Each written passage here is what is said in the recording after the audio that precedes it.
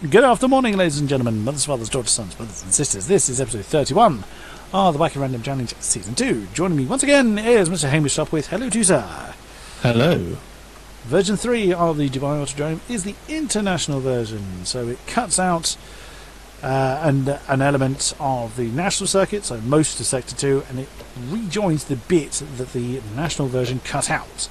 So the long straight and the turns thereafter. So let us see what... I'm still in the server that we were in last time. Let's see what we'll be taking around the Dubai International Circuit. It is going to be... Ooh, okay. Both night, one dry, one wet. Porsche 918 Spider Weissach, which is a Road A car. I have no idea. I've never driven it. 918. That's the LaFerrari. Oh, do you not? Have you not aware of the 918? I haven't driven the 918 yet. Oh, but do you know what it is? Probably if I saw it. I can't think of it off the top of my head. Yeah, I'm sure you would. It's a P1 LaFerrari. Yes, it's of the Road A, so it's your Oh, that's going to be good. That's hazy night. That's dry. Okay, that's cool. The other one is the BMW M3 Sport Evo Group A. Oh, yes, that's going to be fun. Heavy fog with rain at night. That's going to be interesting, but we'd have had a go of the track in the Porsche at that point. Yep. So, I just had a look. Sorry, I was completely... Cisco Chink 29 is yes. My friend, Steve. Friend. And Chink is Cinque. That was it. That was the name that was in the game. Yeah, so same guy. I've seen my friend, who I don't know how I'm friends with, but the person I know, he is in the game. He is. So he wasted a lot of money. so yeah, but hey, some people do it. Some people do. Yeah. Porsche 918 Spider Weissach. It's probably more than you think, actually. In fact, to be honest, on the first couple of weeks of beta being launched and buying it, you could actually see who had bought what in terms of figures. So they raised $1 million or whatever it was in the first month. And you could see how many people have bought this £10,000 one and right, yeah. Now we've got a really good mixture of cars this time. Road A, which is us. We've got the GT4s. They're probably going to be fairly mullered. The V8 supercars and the Formula C. So that's quite an interesting mixture. You know what, V8... Ooh, that's going to be really... I'm fascinated. I wouldn't be able to predict who's going to be where there. Have you driven the V8 supercar? No. It's a lovely car, but it is a pig sometimes. It will just spit you out for no reason. I bet it's kind of like driving a NASCAR with a bit more downforce. But they are, in a straight line, they're quicker than the GT3s. But they haven't got the same cornering efficiency. Or that was how they were in PCAS 1. I haven't had that comparison in 2. Okay. I think that's everything set up, so hop on board. I'm looking forward to driving this Porsche. Is it Porsche we're driving first? Yes. Yes. Oh, what a colour. Yes, having that. Oh. Have you chosen the same colour as me? I haven't chosen it yet. I'm just looking through.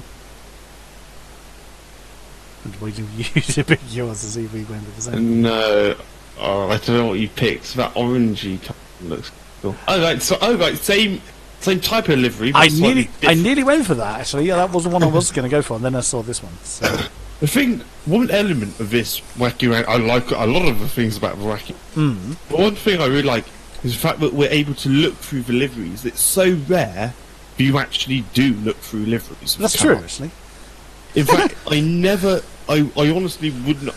It's not even something I would have considered in Project Cars 1. But in some racing games, the livery is so important. So the person that set the vehicle record for this car here has the same initials as me. So that was me. Yes. Oh, it's all Road A's. Done it again. Never mind. Well, there you go. That's our exciting grid down the toilet. Oh, wow. Yeah, thanks then. Never mind. Should be good though. Oh well.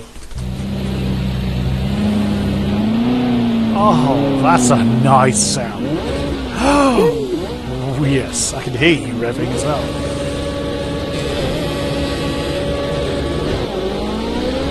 My God, the wheel spin's real. Oh, power! The noise! The noise! I don't know how good this thing is at slowing down though. Oh, I see you flying off the road.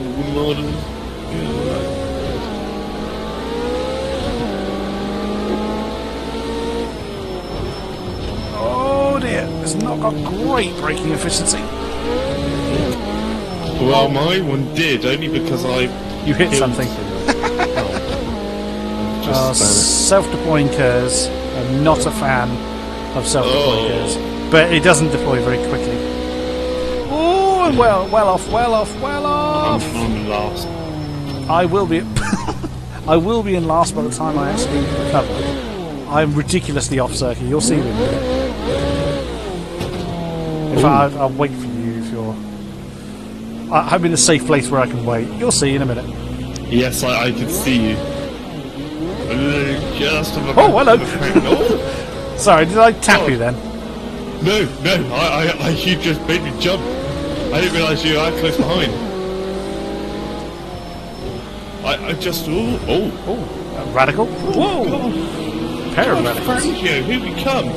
Oh. Radical getting up close and personal. An interesting video, the F1 channel or YouTube channel.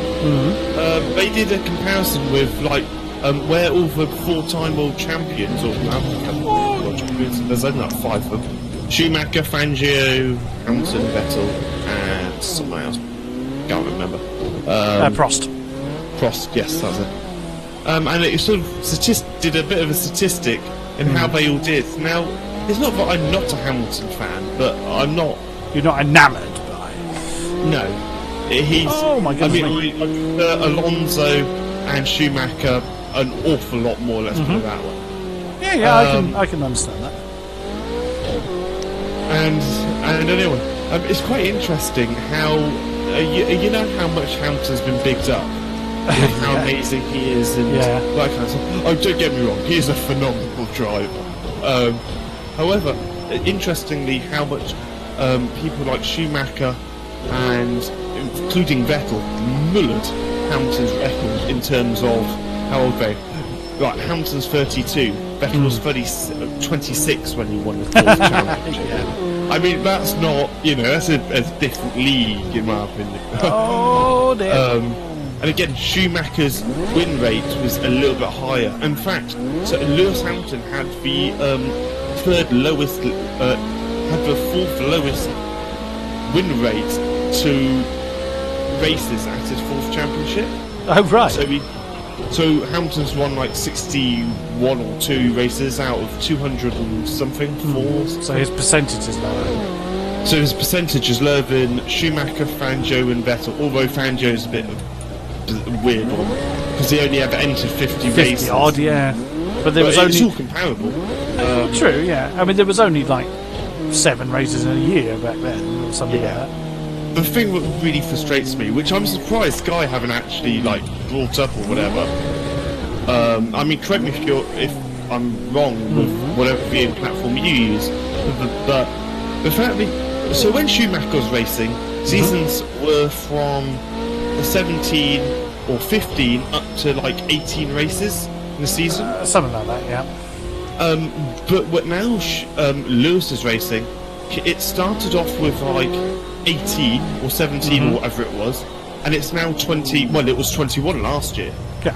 So in terms of him surpassing his win record and stuff. Oh, for pity's sake! I can't get going in this car.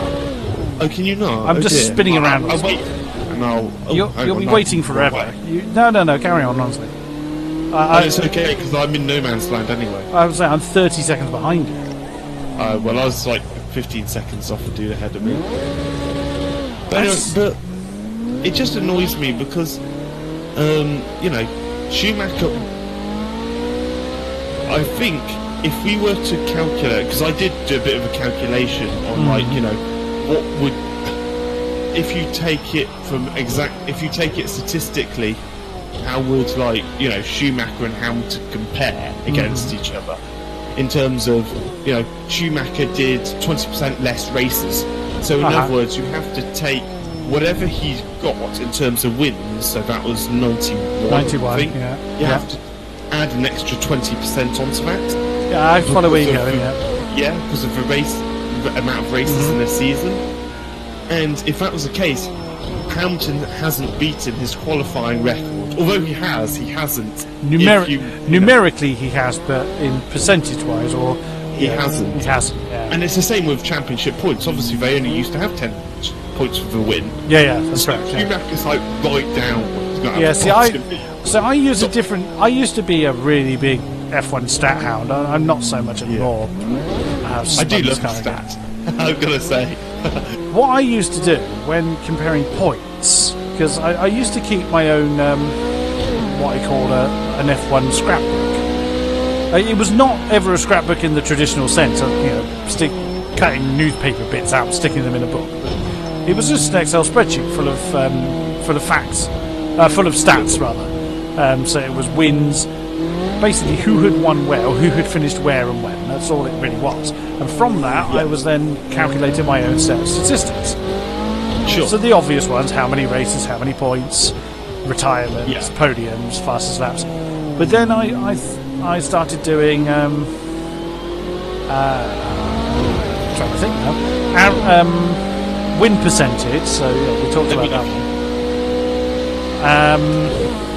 But I remember sitting there thinking, what am I going to do with points? Because I want to compare, like exactly as you've just done, like the likes of Senna and Schumacher against. Wrong way. Oh no! Wrong way. Yep. Go on. Against the likes of like Hamilton and Vettel. How do you compare two completely different point systems? I'll sit up and wait for you. Cheers. And I thought about it for a while, and I thought, I know.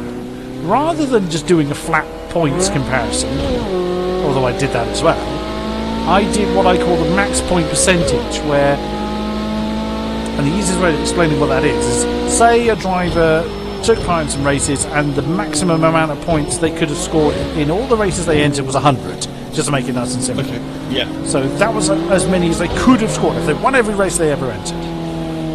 Cool. If they scored 80 points, their maximum points percentage was 80%. They scored 80% of the maximum number of points they could have possibly ever scored. Yes, okay. Yes, so, I get you. Rather than saying, I think Schumacher scored something like 1,100 and something or other points, and Hamilton and Vettel are well in the 1,400s, or they were when I last looked at the sheet. They're probably miles over that now. Yeah. So, okay. using that kind of scale, how many they could have possibly scored. That way, I could have compared the likes of Moss and Fangio, who could have ever scored. And it also takes into consideration the fact that only a certain number of races in a season counted. Like, for instance, there's only been a couple of instances ever in the sport where someone scored 100% of the points in the season. Yes. And Ascari was one of those people because he won. He actually won every race in the season, but he obviously only 4 of the races in that season, or 5 or something like that, back in 1950, whatever it was. Yeah. 54, I think. Yeah. So that's how that scale was done. It took a fair amount of number crunching for me to do that, but yes, I'm sure. But it generated some interest. But I found that was a much more meaningful comparison. Yeah, no, you're right. Actually, I quite like your thinking because it does. It's much easier because the thing is that the old new point system well, considering you didn't even usually get a point for being 10. So. In fact, it wasn't that long ago. Then you didn't get a point for coming outside the top 6. Well, yeah, I think top 6, top 6, top 8, and then top 10. Yes, yeah. but even the actual difference between first and second is more than it ever used to be. Mm-hmm. Yeah, absolutely. So it's like 7 points now. It used to only be like 2 points. 2 points. So it was 10, 8, 6, 4, 3, 2, 1. Yeah. So there is a very. So it's so difficult. It would take it's pretty. You'd have to calculate everyone's. You'd have to go into everyone's individual races and calculate every single point. It's and not use a generic point system. Yeah, I mean that maximum points thing is not so difficult when every single race in the season's counted, which has been the case since '91, I think. But it was pretty hard work when you had only the top 5, top 6 results were counted. I mean, some of the numeric systems were ridiculous. We were quite a long way off the race. I think we've been chatting away quite merrily. And also, about my point system thing wouldn't really work anyway because of the amount of different races. So if Schumacher did 2 less races than Hamilton, the chance of Schumacher not scoring any points in those 2 extra races for 10 seasons or whatever is pretty remote. Yeah. So yes, your sort of system on the max points percentage, is I say when I was implementing it was a bitch to do. I bet, but I think by the sounds of it, you quite like your stats and your Excel sheets because obviously it's worked. I'm a bit of a fan of a spreadsheet or two. I love a spreadsheet. I love numbers. I love things like being one fact rather than servers up a quantifiable, a provable fact as opposed to an opinion. Yes. Don't be. Heavy fog with rain at night. Hop on in, there he is. Oh, what liveries are on with this thing? Oh, well, I'm probably going to go for classic M3 Group A, isn't it? Yes. Might go for classic BMW colours, which I was thinking look pretty cool. I'll stick with that one. You know what? I'm going to go classic. Well, unless you've... Same as me. Okay, hang on. I'm going to change mine. See, have a little bit of variation. Can't be seen in the same suit. I always like the McLaren... we were talking about it yesterday. The Marlboro colours. Yeah, the red, the white and red. Colours, I do think that colour combination looks quite cool. That reminds me of some of the Sierras we had a race or two ago. That red on the top and white on the bottom. Yes, I know. Actually, those cars look suspiciously similar, didn't they? Those that livery I was running anyway. Yeah, it did. So no data available. But why? It's a beautiful car. How dare you? It'll be nice to see. Actually, this season, who do you think had the coolest livery? And I think I'm going to surprise you on this one. But we'll see. In F1? Yes. You're going to say bloody Force India, aren't you? No. Oh, okay. 19 GT4s, Christ. It's 1 V8 supercar, 10 Group 8, and 2 Formula C's. Well, whoops, I put vintage Formula C. I didn't mean to put that in there. Coolest livery. Your opinion, obviously.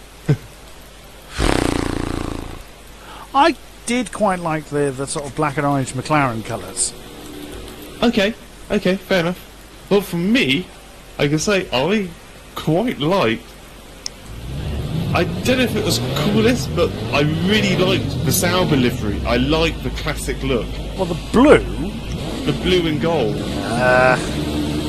No, didn't do it for me, I'm afraid. Oh, I've just been punted. I mean, I thought that livery, although it's not really, it's not been a standout livery. I didn't mind. I thought it looked quite cool when they had the 25-year thing. Whoa! Bollocks, I'm sorry. Ow! Were you part of that, were you? There's a pretty major traffic jam. I'm not gonna lie. Oh, come on! I'm stuck in cars. I'll pull over the way for you. What's your favourite F1 livery of all time? Oh, I don't know. For me, has to be Fernando Alonso's Renault. You said about that before. The Mild 7. Absolutely. I love the car. Yeah, I love the car. The driver is unbelievable. And that livery and that era of Formula One, those front wings, the massive rear tyres. V10, wasn't it? Was it V10 era still? The 2006, the first year of the V8. V8s. First year of. But it's 2005, so it was a V10 as well. So yeah. Oh yeah, you had some down-rated V10s on the field. I think it was in the crossover year. Some teams ran a down-rated V10 in the first year of the V8s. Yes. Couldn't tell you who. There was someone like Spike or something. There was someone. I used to love that element of Formula One. That kind of the rules were a little bit more loose around certain areas. Like they were a lot. Yeah, so many things are banned, and it's annoying because it's F1 is supposed to be the pinnacle of innovation and technological thinking, and every time they come up with a new idea, they ban it. Yeah, and even that suspension, Red Bull had let them run that suspension. If they're clever enough to look past rules and get a suspension system that, in theory, should be illegal, let them run it. If they found that loophole, don't ban it. You need to let other teams catch up. That one was a bit more grey. That was kind of, if it's the whole movable suspension element, wasn't it? Yeah, but it's quite, again, it's a really innovative sort of thing. Yeah. It's active suspension without it being active. Yeah. Hydraulic. So, which is quite, which is disappointing when they didn't allow that. It's come under the same kind of thing as when double diffusers were first introduced. Exactly. First thing they did was ban them. Well, only because Brawn upset the establishment and pissed over everybody. Yeah. That Brawn, my God, 2009 Brawn was. Actually, that livery also has to go down as one of them. Well, that white with the green and black flash.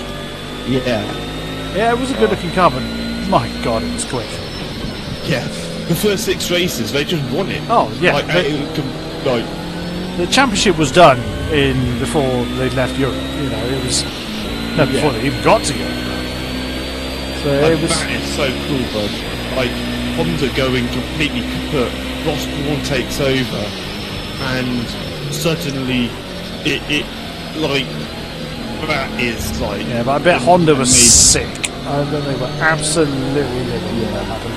But Brawn, that just shows how much of a clever guy he was. He knew how quick that thing was. I'm so pleased he's back in the sport. You need someone like Brawn at the top. Absolutely.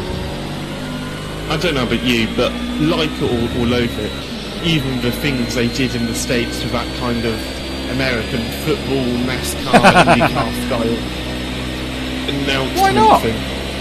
It's like they're doing different things, They had a DJ on the podium in Mexico. Did you see that? I didn't know. Right, this is cool. I mean, I'm not into that sort of music or the sort of music you get with DJs no, normally nightclubs or whatever. But the DJ, he turned round on this revolving circular platform on the podium, and he was DJing behind the drivers after the champagne and stuff. And that was so cool. I thought it was really cool, and there's so many things you're seeing at the moment. Oh, Sierra just blasted past me.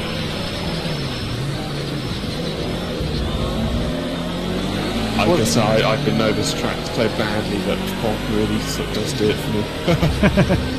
Well, GT4s haven't got a problem staying in front of me, so I wonder if they finally sorted out the AI and the wet issue. Possibly, but then we were miles faster than one of the AIs, whenever it was. Maybe, yeah.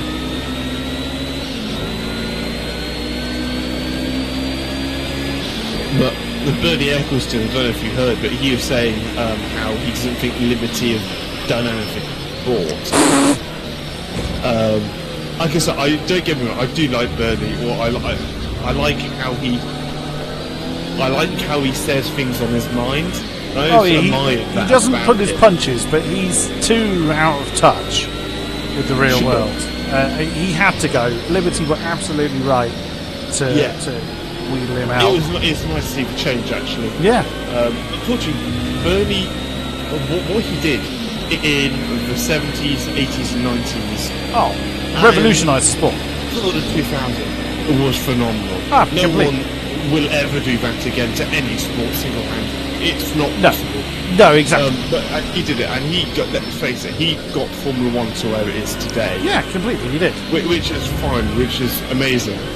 But he was stuck in the old time. Yeah, and that's exactly right. This is a man that said the social media was not something that was ever going to be good for the sport. Excuse me? Yeah. Yeah, exactly. Like, it doesn't take a genius to work out Lewis Hamilton doesn't have 2 million or 4 million followers on Twitter or whatever it is, because social media is nothing. Social media is Formula 1 now. Where are you? I'm not doing brilliantly. It's what I've said. I'll pull up again. Oh God. Oh God. Oh Jesus. I'll try and not be too slow.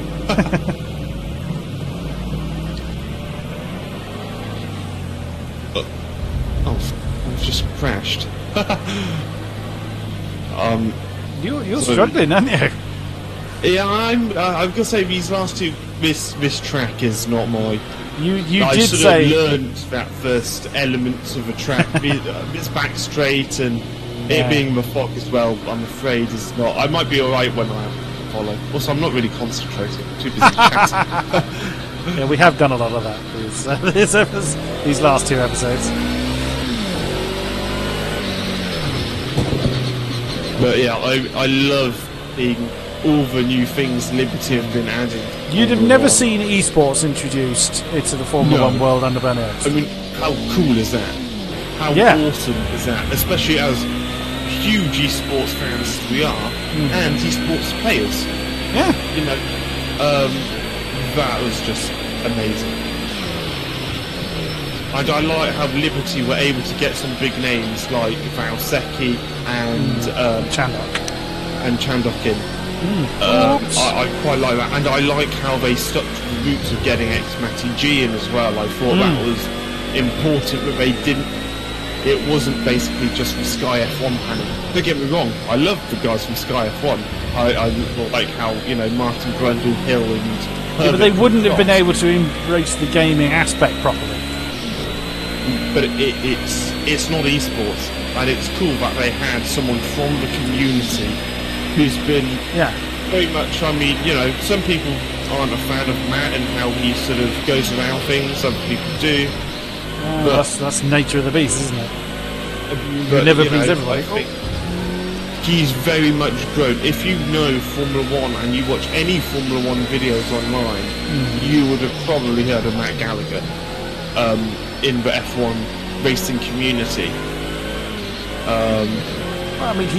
He's interviewed most, if not all, of the drivers at some point. So he does his job very, very well. He is absolutely. He's quite a good showman in that respect as well. So he's got a lot of personality because he's not just another robotic journalist.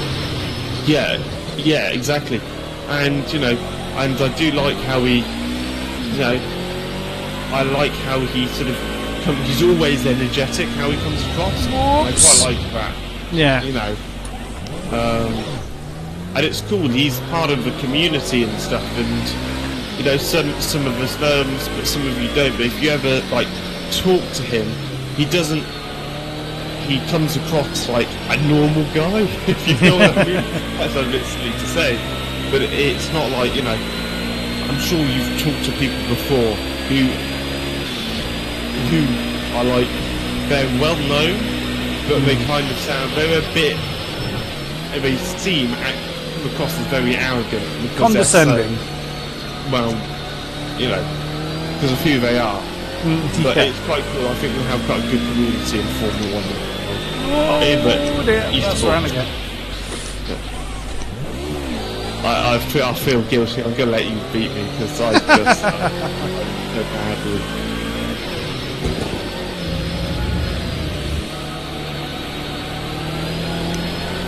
Hang on, there's still one lap. Here we go for the last lap showdown. Here we go. Oh god, it is. Of course, the leaders are 30 seconds behind us. I'm supposed to have lapped us actually. Or have they? No, they haven't.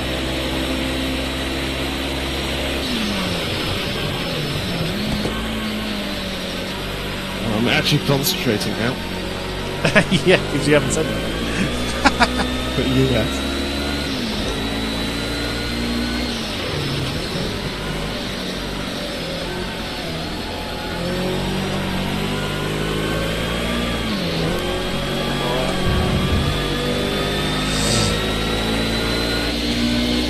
God, this car's quite fun actually. When you can't start concentrating. Yeah.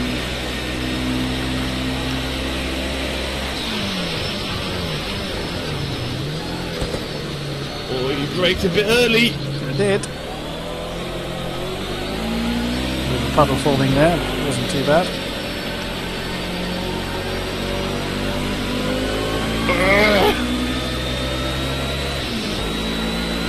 The spray behind you makes it difficult to see. Yep.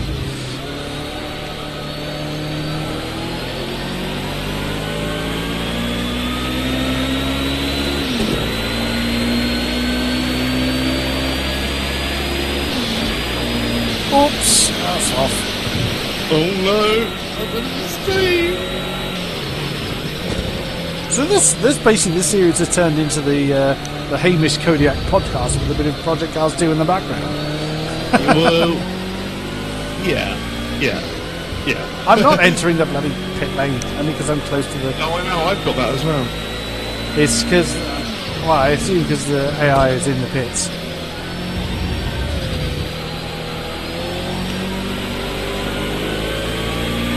Oh, that was close actually, that was good fun. You kept up, yeah.